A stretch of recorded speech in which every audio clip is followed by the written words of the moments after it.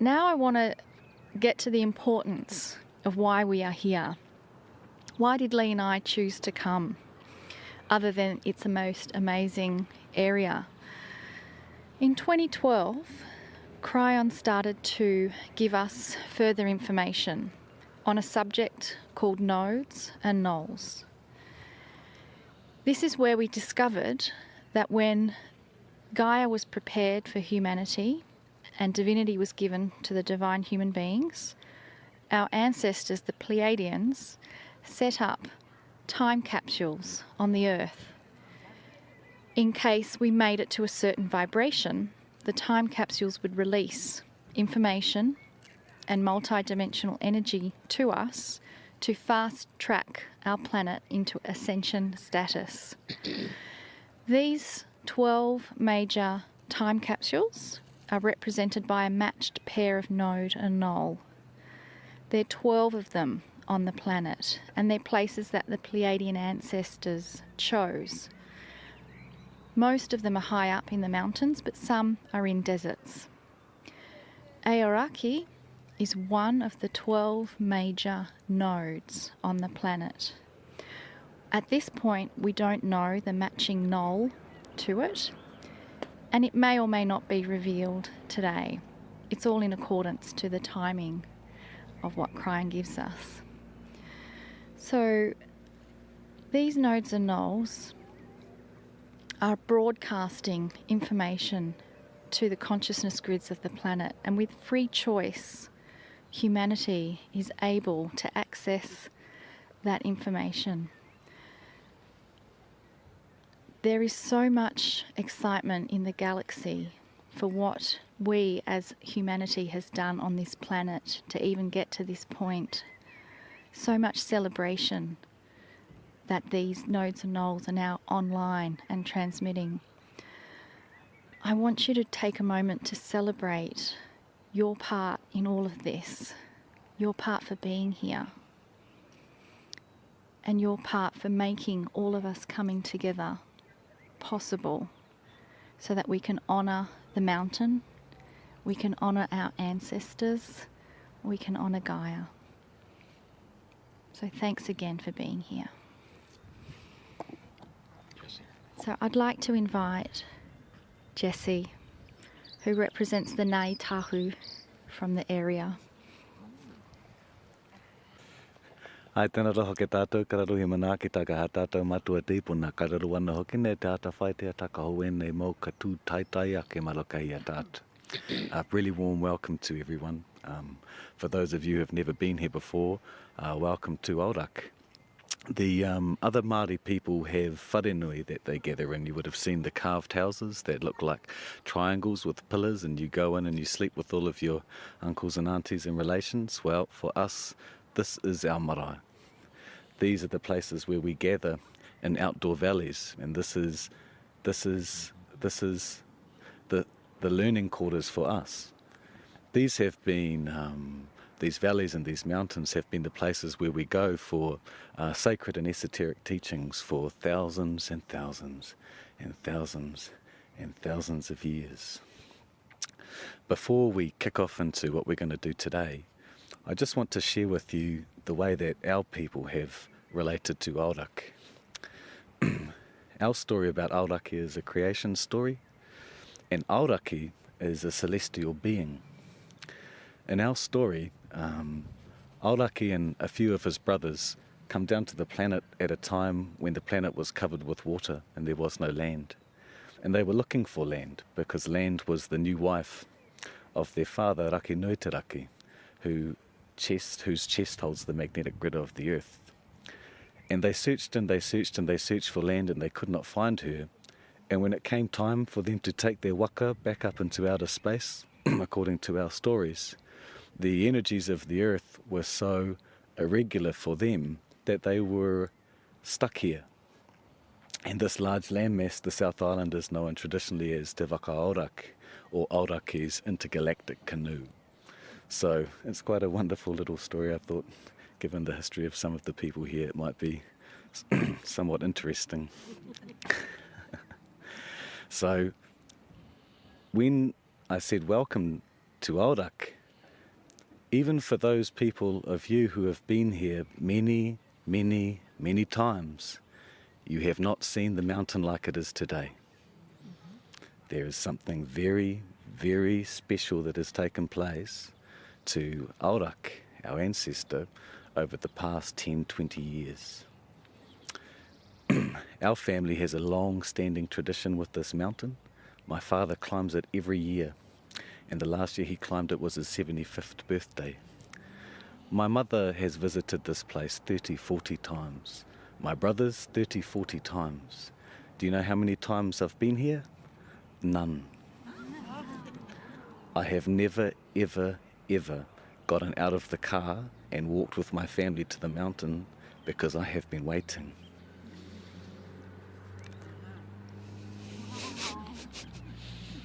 True story. So, what I'd like us to do is I want to take this opportunity to get us all to tune in. That really sets the energetics, and we all know that. But don't be scared to go far out into Aurak. Go as deep as you want. It'll take everything you got and give you back twice as much. And while we're sitting here getting ready for things to begin, one of the local people is going to be doing some crystal bowl sound work to help us as we calibrate ourselves what happens next. On behalf of my own ancestors, I'll kick into the first prayer, and then my sister will finish us off before Kryon and Lee take us home. Sound good? Just so you all know, when I do my karakia, my prayer, it won't be through a microphone. Okay, awesome.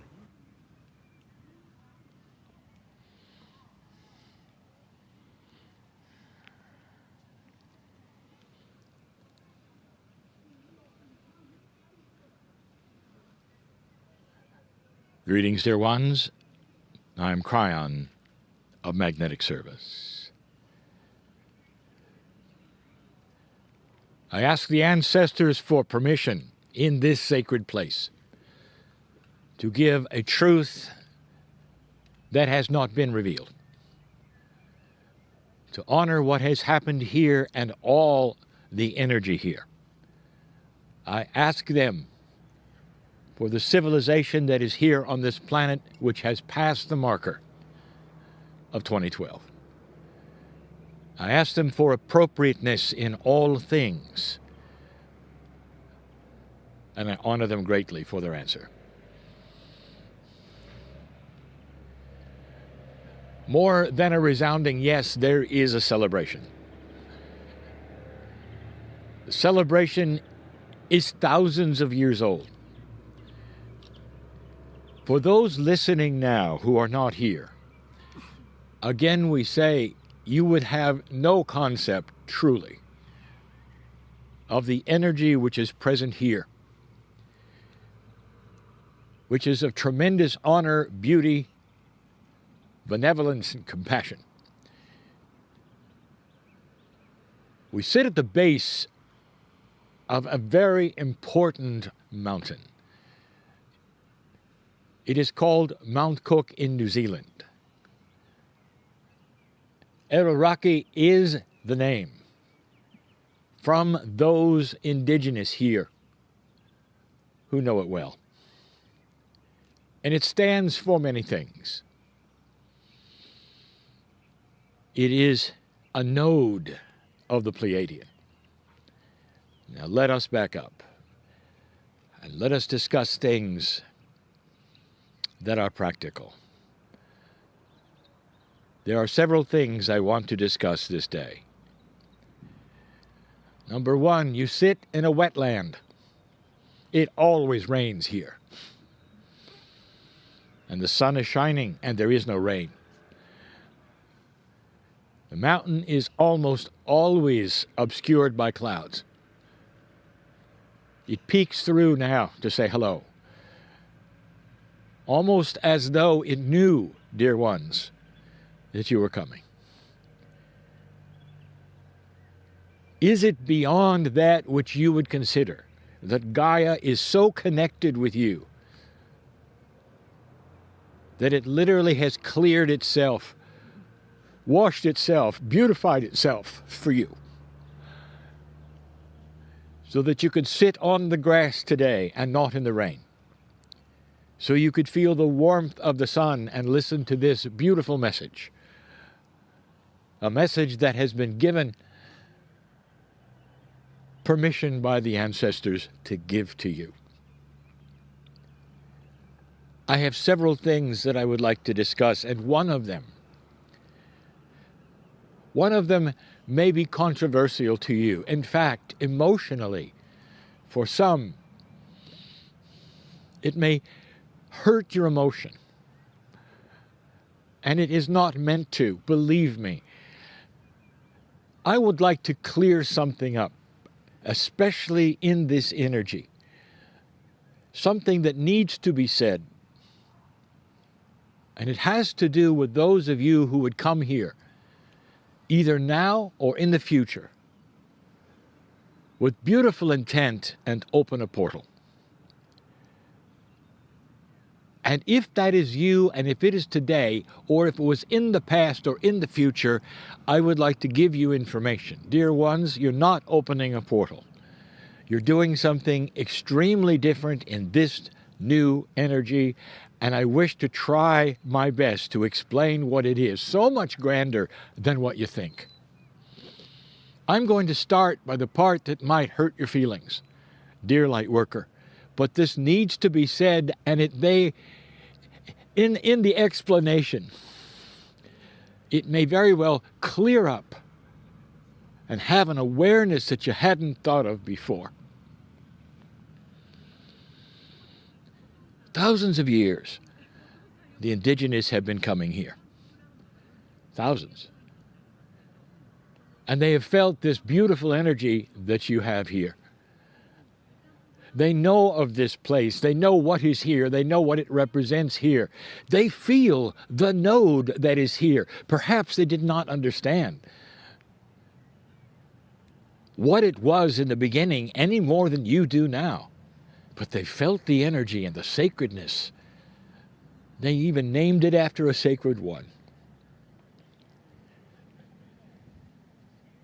A light worker will awaken to this energy in this age and will flock to this place and open a portal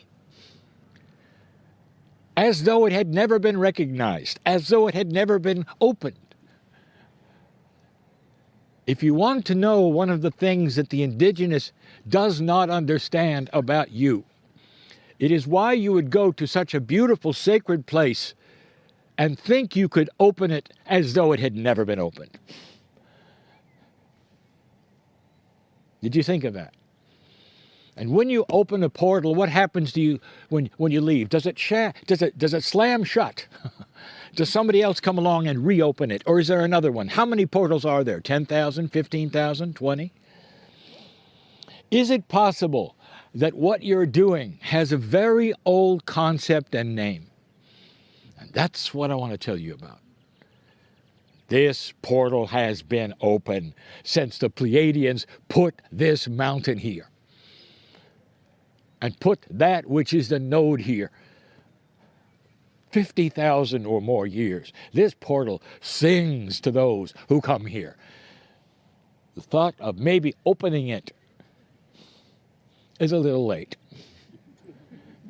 So what are you doing? And you will say, well, wait a minute, Kryon, are we wrong? Oh, no. Did we not feel something? Oh, you felt it. A light worker will have an awareness, apart and totally aware, apart from an indigenous, and will come and celebrate the same energy in a different way. You're not opening portals anymore. Now I'm going to try to explain what you're doing, which is just as profound or even more. And I'm going to tell you, whatever you're doing, continue. For those who are listening to my voice, who are considering coming here, please come here. And when you do, I'm going to ask you for something. The first thing I want you to do is celebrate the fact the portal is open and the indigenous are here. The second thing I want you to do is just give a moment and thank the ancestors for all the work they have done prior to you being here. You might even ask them permission for what you're going to do. It honors the land. It honors that which has always been here. It's not new. Now, here's what you're going to do. So difficult, because this particular concept has no name yet. There is a question that is odd and fun. If the tree falls in the forest and there's no one to hear it, does it make a noise? And this explanation is going to be very similar. If there were no humans on the planet or around this node, would it operate? Dear ones, there is something here you should know. I have spent so long telling you about Gaia, that it is part of you and you are part of it. The conference that some of you just attended was filled with this. Your genealogy, your Akash, the whales of the planet, the nodes of the knolls, all is there. Even interstellar space knows about Gaia. And it's all for you. Dear ones, when you come here, there is an expectation that you would see and feel the energy and not open something that's always been open. But for the first time, you're going to give a handshake to that which is here. It needs you to greet it, and it needs to greet you. That is not opening a portal. That's getting into it. It's like you wandered around opening kitchen doors forever without ever going in and lighting the stove. And no meals will be cooked. Now they can be. You come with an alignment and entrainment with Gaia. You ask the ancestors' permission to enter the portal and to shake hands with the information and the energy and the ancestors who have all been here. This is the alliance you've been waiting for. This is the meld between the past and the future. This is what the alignment has always been about. That light workers and old souls would awaken and start aligning and shaking hands with Gaia. Going to these power spots, not to open a portal which has always been open, but instead to walk into it with permission and figuratively shake hands with Gaia. Again, I'll point out, you're sitting on wetland. It rained today. When you get up off the grass, you may be wet. And it's not wet now. And it's not raining now. Because this portal expected you right now. And depending upon your consciousness right now, it expects you to shake hands with it if you ask permission individually. Is it okay? Now, you will always get permission if your consciousness is aligned with Gaia. Do you see the difference between standing and opening a portal and going inside and checking it out?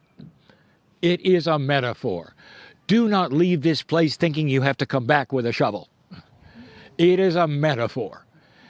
Esoterically, the portal you were going to open or think you have opened was esoteric, a metaphor. And so is getting inside of it. Dear ones, the first thing you're going to meet when you get inside is the energy of the one it was named after. You're shaking hands with the past.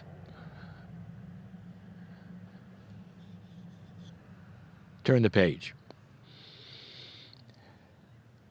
This is a node of the planet which has been unassigned. Nodes and nulls come in pairs, were manufactured by the Pleiadians. Manufactured put here by design as time capsules that work in pairs. They don't work unless they're paired up. They are prepared, they have energy, they are felt, but they're not operational unless they are paired up. We have given you so far 6 pairs, half of them.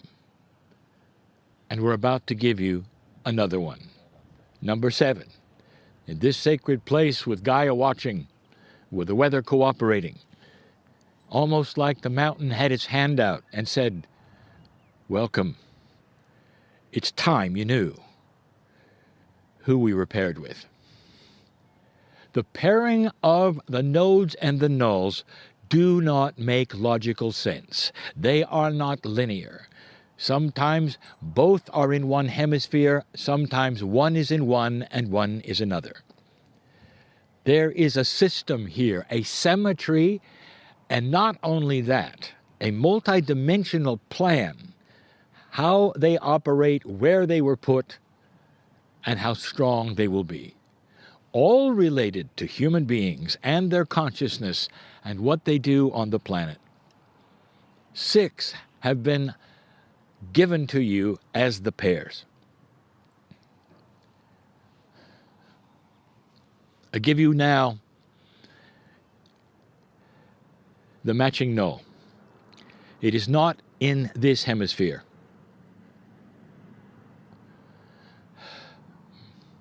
It is in Russia.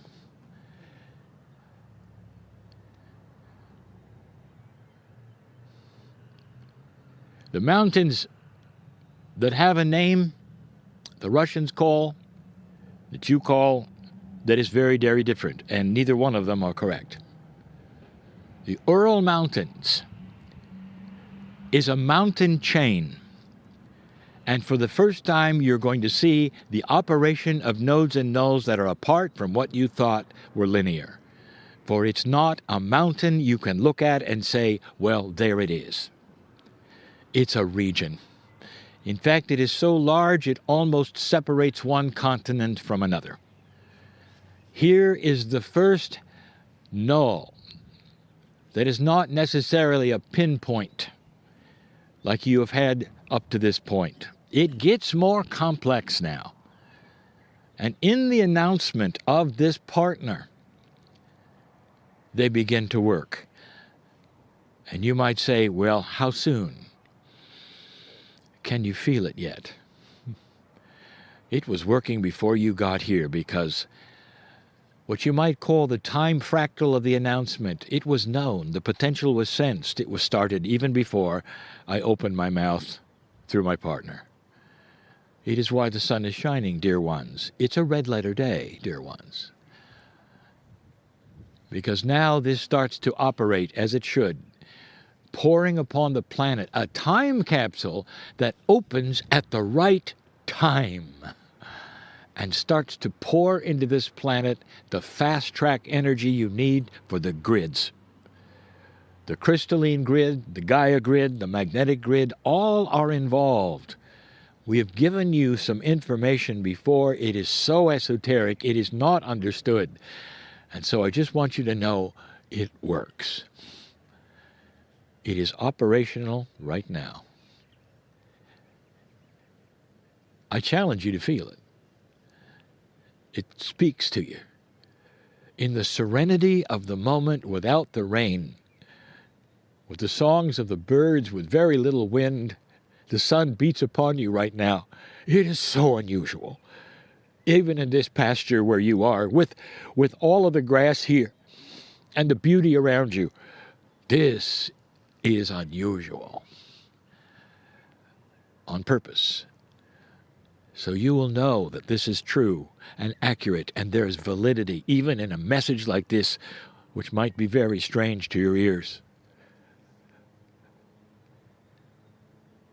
Tonight, before you go to sleep, wherever you are, I want you to take a moment and celebrate the moment that is now. Take a moment tonight before you turn in and say, thank you, Gaia. for what you gave us this day, for the information that is here, for the beauty that is here. And then please, don't open any more portals.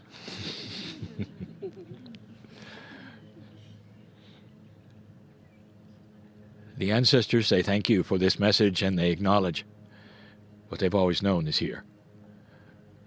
Their hands are outstretched to you, saying, it is time to meet the past, to meld with the past, to feel the wisdom of the past, and to literally climb into the womb of Maya for the birth of a new energy on this planet. And so it is.